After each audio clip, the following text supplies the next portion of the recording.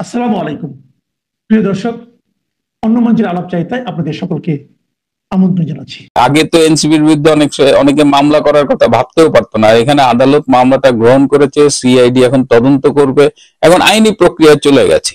যেটা বলছিলাম যে এটা কি স্রেফ একটা মামলা, নাকি এনসিপির কে একটু বুঝিয়ে দেওয়া যে দিন বদলে গেছে বাপ, এখন আর আগের মতো বাড়াবাড়ি করিস না, লাইনে থাক, না হইলে কিন্তু তোদের খবর আছে, সাপের লেজ দিয়ে কান চুলকাইস না, এরকম একটা অবস্থায় পড়ছে এনসিপি।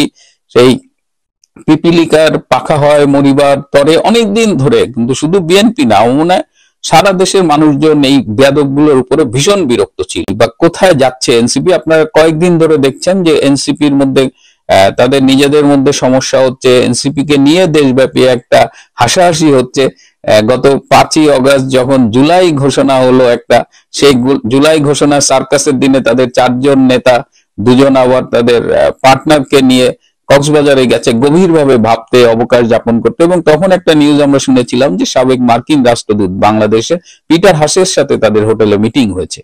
এটি নিয়ে পক্ষে বিপক্ষে অনেক কথাবার্তা, পরবর্তীতে বলা হয়েছে যে পিটার হাস নাকি আমেরিকায়। তাহলে আসলে কি পিটার হাসের সাথে মিটিং হয়নি? পিটার হাসের সাথে মিটিং হয়েছে, এবং সেই মিটিংটা আসলে হয়েছিল অনলাইনে, ভার্চুয়াল একটা মিটিং হয়েছিল। যাই হোক, সেই মিটিং এর ঘটনা শেষ। গতকাল বিকেলে ঢাকার মার্কিন দূতাবাসে যে চার্জ দ্য অ্যাফেয়ার্স আছে, ট্রেসি অ্যান্ড জ্যাকবসন, তার সাথে এনসিপির 4জন নেতা দেখা করেছিলেন। তাদের যে আহ্বায়ক নাহিদ ইসলাম, আক্তার হোসেন, ডক্টর তাসনিম জারা, আরেকজন, 4জন গিয়েছিলেন তারা। এবং দূতাবাসের পক্ষ থেকে আরো কয়েকজন কর্মকর্তা উপস্থিত ছিলেন। ট্রেসি এনসিপির নেতাদের বলে দিয়েছেন যে বর্তমানে বাংলাদেশের রাজনীতির ধারা বদলে যাচ্ছে, এবং এই অবস্থায় এনসিপি কে আগের মতো তাদের আর লালন পালন করা বা সমর্থন করা সম্ভব না, তাদের বাস্তবতাটা মেনে নিতে হবে। এনসিপি যে একসময় স্বপ্ন দেখতো, যারা কিংস পার্টি, তারা ক্ষমতায় যাবে, ইউনূস ইচ্ছা মতো 4-5 বছর এই অবস্থায় থাকবে এবং এর মধ্যে এনসিপি দাঁড়িয়ে যাবে। তাদের ধারণা ছিল গত বছরে যেভাবে লোকজনকে প্রতারিত করে তারা রাজপথে নামিয়েছিল, এবছরও বোধহয় এনসিপি জন্মের পরই বোধহয় লোকজন ঝাঁপায় পড়বে তাদের সমর্থনে, কিন্তু তার কোনো কিছু হয়নি। তারা একসময় এপিসি সেই ট্যাঙ্ক সদৃশ জানে করে পালিয়েছে, একবার হাসপাতালে দৌড়ে পালিয়েছে, বিভিন্ন জায়গায় ধাওয়া খেয়েছে। তো এই বাস্তবতায় ট্রেসিরাও বুঝে গেছে যে এনসিপি পচা মাল, এ দিয়ে কাজ হবে না। তো সেটি বোঝানোর জন্য গতকাল বিকেলে ডেকেছিল এবং বলেছে বাস্তবতা মেনে নিয়ে তারা যেন অন্যান্য রাজনৈতিক দলের সাথে কাজ করে, কারণ তাদের আর খাওয়া নেই। সুতরাং তারা যদি বিএনপি সাথে থাকে, টুকটাক যদি কিছু পায়। এই প্রস্তাবে কিন্তু এনসিপি এবার রাজি হয় নাই। এনসিপি খুব ডাক দেখায় চলে আসছে যে না, আমরা কারোর সাথে রাজনীতি করব না, আমাদের মতো রাজনীতি করব, ছাত্র জনতা আমাদের সাথে আসছে, সেই সব গতানুগতিক কথা বলে তারা চলে আসছে। গতকাল চলে আসছে, আজকেই তার হিট কিন্তু আমরা দেখতে পাচ্ছি। আপনারা খেয়াল করেছেন, বিএনপি পন্থী সকল আইনজীবীরা মিলে আদালতে উত্তরাঞ্চলের মুখ্য সমন্বয়ক সার্জিস আলম, তার বিরুদ্ধে মামলা করেছে। এই বিএনপির আইনজীবীরা সার্জিস আলমের বিরুদ্ধে মামলা করেছে। সার্জিস আলম, আপনারা জানেন যে প্রায় বক্তৃতায় সে উল্টাপাল্টা কথা বলে, তার উদ্ধত্ত খুব বেড়েছে। বেশ কয়েক মাস ধরেই তার উদ্ধত্ত আমরা দেখছি, এবং ফেসবুকে যা তার স্ট্যাটাস দিচ্ছে। গত 7ই অগস্ট সে একটা স্ট্যাটাস দিয়েছিল যে সেখানে আনোয়ার নামের একজন সাংবাদিককে বিএনপি সন্ত্রাসীরা চাঁদাবাজির খবর করায় থেতলে দিয়েছে। আর ওই দিনেই তুহিন নামে আরেকজন সাংবাদিককে হত্যা করেছে সাংবাদিকরা কুপিয়ে। তো এই দুটা হত্যাকাণ্ড দিয়েছে এবং বলেছে সাংবাদিক আনোয়ার এবং সাংবাদিক তুহিন তারা বন্ধু। এবং এছাড়াও সুযোগ পেলেই সার্জিস আলম কিন্তু, মানে আওয়ামী লীগকে তো ফ্যাসিবাদটা দেখলো বলেই, বিএনপি সম্পর্কে কিন্তু সে প্রায় স্ট্যাটাস দেয়, বক্তৃতায় বলে। এই সর্বশেষ মানে গতকালও সে বিএনপির বিরুদ্ধে স্ট্যাটাস দিয়েছে, বিএনপির ফজলুর রহমানের বিরুদ্ধে স্ট্যাটাস দিয়েছে, বিএনপির হাবিবুর রহমান হাবিবের বিরুদ্ধে স্ট্যাটাস দিয়েছে। ওভারঅল সে বিএনপির বিরুদ্ধে যা তা বলে। তো এই কারণে এই বিএনপির আইনজীবীরা ক্ষেপে গেছে। এই যে মামলাটা করা হলো, এটা কি স্রেফ একটা মামলা? এবং আদালত তো এই মামলাটা গ্রহণ করেছে। আগে তো এনসিপির বিরুদ্ধে অনেকে মামলা করার কথা ভাবতেও পারতো না। এখানে আদালত মামলাটা গ্রহণ করেছে, সিআইডি এখন তদন্ত করবে, এখন আইনি প্রক্রিয়া চলে গেছে।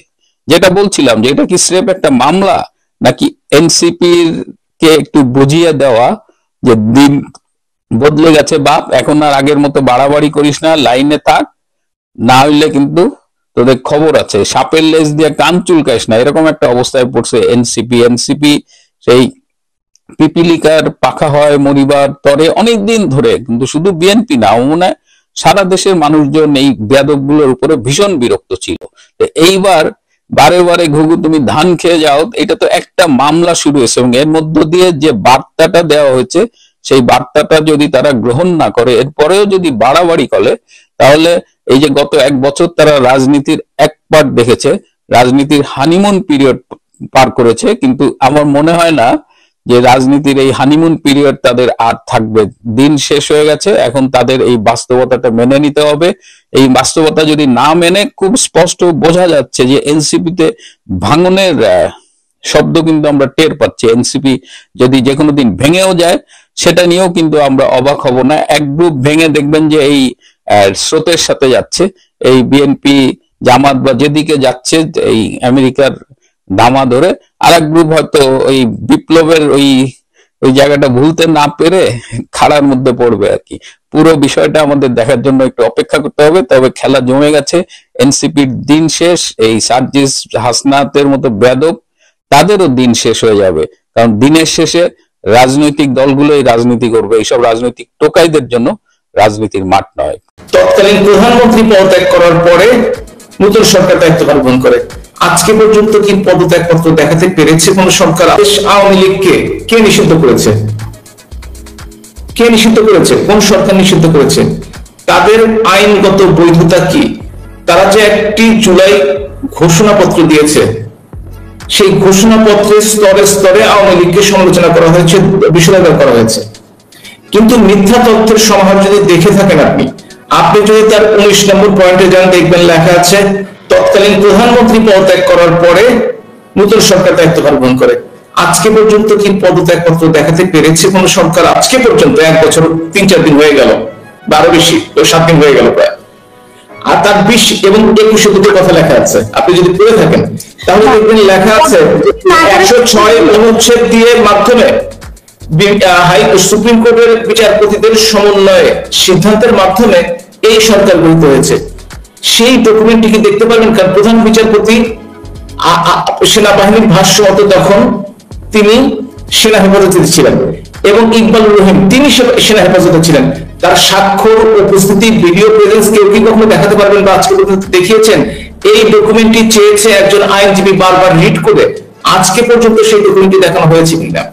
যে সরকারের কোনো আইনের ভিত্তি নেই, যে নির্দেশটি কোর্টের মাধ্যমে আসেনি, আমি আওয়ামী লীগের ব্যাপারে বলছি, ছাত্রলীগের, সেই নির্দেশটি যারা দিল তারাই বৈধ কিনা সেই বৈধতার আগে প্রমাণ হোক, তারপরে তারা যে সিদ্ধান্তগুলো নেবে সেটা তো তার পরের ব্যাপার, তার আগে নিয়ে কোনো আলোচনা হতে পারে না।